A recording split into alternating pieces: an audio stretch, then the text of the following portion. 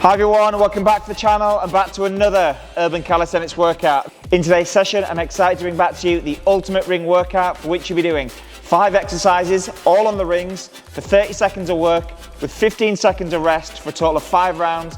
That's just under 19 minutes in total. Now the beauty of this workout is that you can keep the rings set at the same height for all 5 exercises, so there's no need to faff about and make adjustments with the straps. As always, practice those instructionals before getting stuck in, alongside a thorough warm-up, and I will leave a link in the description below for a warm-up that I feel is suitable for this routine, but by all means, do one of your own. That's enough from me. Let's see what's in store. So for the ring L fly, you're going to set up in exactly the same way as you would the horizontal row, making sure the hips are off the floor, the rings are slightly behind the anchor point, the arms are as straight as possible, and the shoulders are packed in. As we initiate our pull for our horizontal row, by the time we get to that top position, the intention is to get the head through the rings, turning the knuckles back and sitting the hips back as far as you possibly can, trying to keep the head as high as possible. From this position, you're going to drive the hips up to try and hit that checkpoint again, ribs into the rings, and then back into full extension. So once again, we pull up with our horizontal row, hit the checkpoint, ribs to the wrist if you can, and as we fly through, the knuckles are back, the shoulders are down, and the elbows are behind the body. You then drive the hips up to initiate the descent. So again, pull up, fly through, sit those hips back, drive the hips high, hit the checkpoint, and then back into full extension.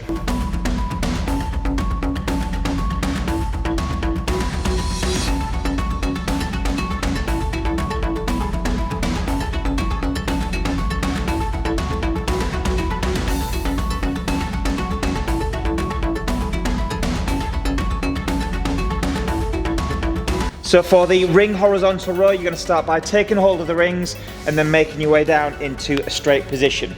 Just make sure that the arms are completely straight and you don't have your shoulders coming into contact with the floor. From here, you're going to start by elevating the hips, squeezing the backside, squeezing the legs, and keeping the shoulders packed. As we initiate the pull, you're going to force the rings down the body, so pushing towards the hips and pulling up all at the same time. So essentially trying to get the ribs to come into contact with the wrists. So again, I'm going to pull up, force the rings down the body, essentially moving like a plank of wood, keeping the body as straight as possible. Back to full extension of the arms before moving into the next one.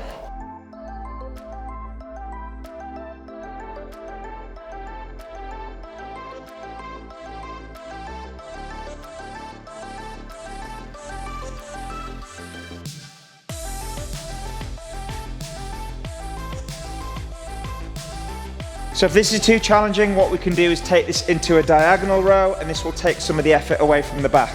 The setup will be exactly the same, so we keep the tension on the straps, we keep the body nice and straight, and still with the idea of pulling the rings towards the ribs as we go into that top position.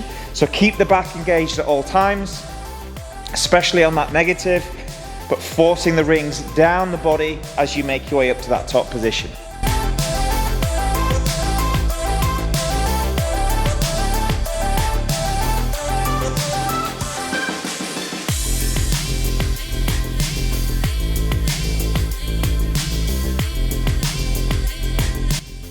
So for the bent leg dips, you're going to start by moving into a dip support position, making sure the rings are very close to the body, keeping the wrist straight, keeping the arms straight, but most importantly, keeping the shoulders packed down. From here, I'm going to bend both knees, having the feet behind the body, but keeping the knees, hips, and shoulders on the same path.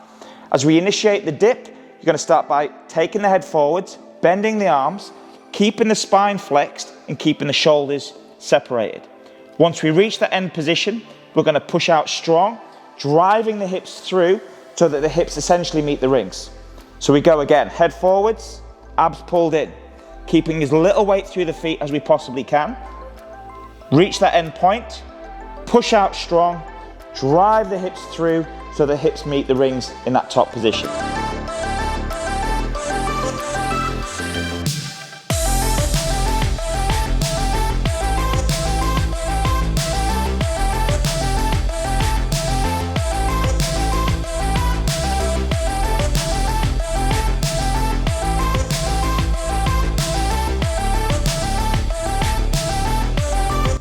If this is too challenging, what we can do is simply add more weight to the legs when performing the dip. So for the ring strap rows, you're going to start by setting the rings up to a point where when you take a hold of the rings and the arms are straight, there's a slight angle from the anchor point to the shoulder position. The shoulders should not come into contact with the floor, so the rings are essentially pulling the shoulders forwards. The lower back is in contact with the floor and the heels are quite close to the back side. First thing we're going to do is drive the hips up as high as we possibly can, activating the glutes in that top position, but also forcing the rings down the body whilst the arms are straight. Then you initiate your pull to the highest point. Once you've reached that point, you send the backside down to its original position, eyes go forwards, and then we're going to curl the spine down one vertebrae at a time until the arms are straight and the shoulders don't meet the floor. So again, the hips go high, force the rings down the body, pull to the highest point, send the head through the rings, eyes forwards, backside down to its original position, and curl the spine down one vertebrae at a time.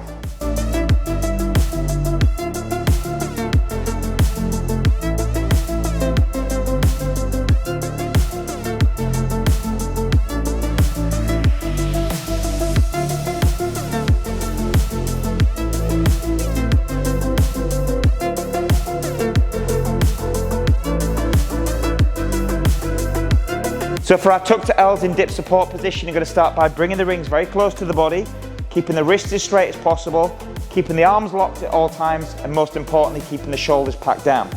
From here, you're going to form a dish from your head to your toes by bringing the feet out in front of the body, pulling the abs in, and squeezing the backside and legs as hard as you can. From here, we're going to start by bringing the knees as high as possible, keeping the rings close to the body. Once you've reached that point, you're going to send the legs out into an L, keeping the legs as straight as possible, reverting back into your tuck, and then moving back into your dish. So again, pressing down through the rings, knees in high, legs out straight, back into your tuck, and then back into your dish.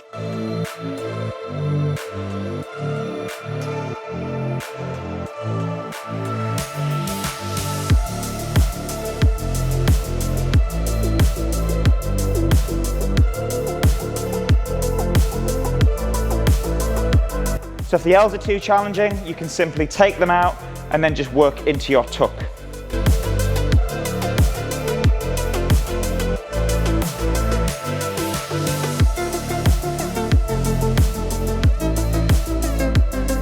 And if this is still too challenging, what you can do is do alternating tucks from the dish position.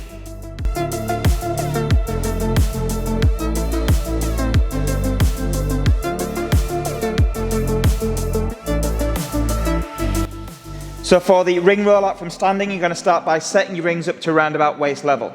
From here, you're going to put your hands on the rings, and before you even initiate the rollout itself, I want you to think about keeping the wrists as straight as possible, applying some pressure through the rings, so holding some tension through the straps.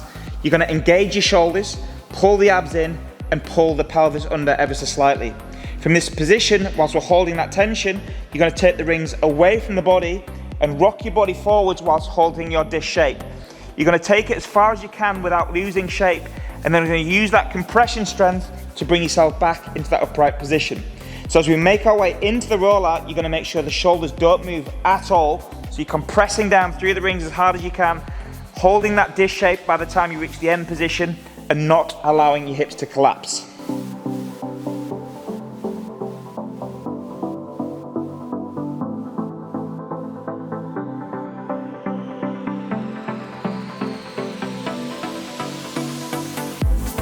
A common error for this drill is that when you're taking the rings forwards, what can happen is we can end up leaving the hips behind and we fall into this pike position here. So notice how the backside is up in the air. We need to really think about pushing those hips down, locking in that dish shape, and only from then we're pressing down through the rings to return back to that standing position.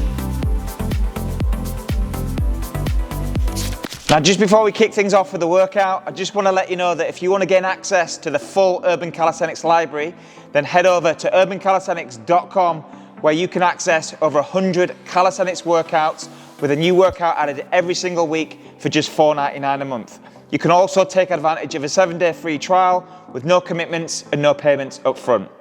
Now let's get into the workout.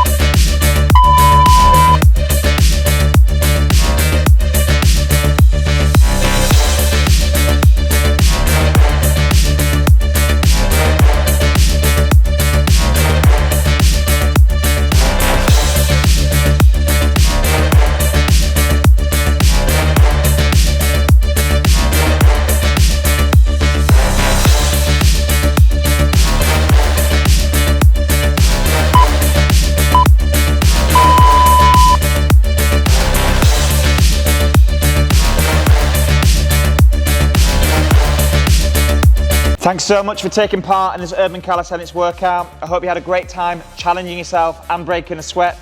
If you did find this workout useful and beneficial, please give me a like and most importantly, subscribe to the channel. If you do want to gain access to the full Urban Calisthenics library, please visit urbancalisthenics.com where you can gain access to over 100 workouts with a new workout added every single week for just $4.99 a month. Keep up the great work, stay motivated, and I'll see you on the next workout.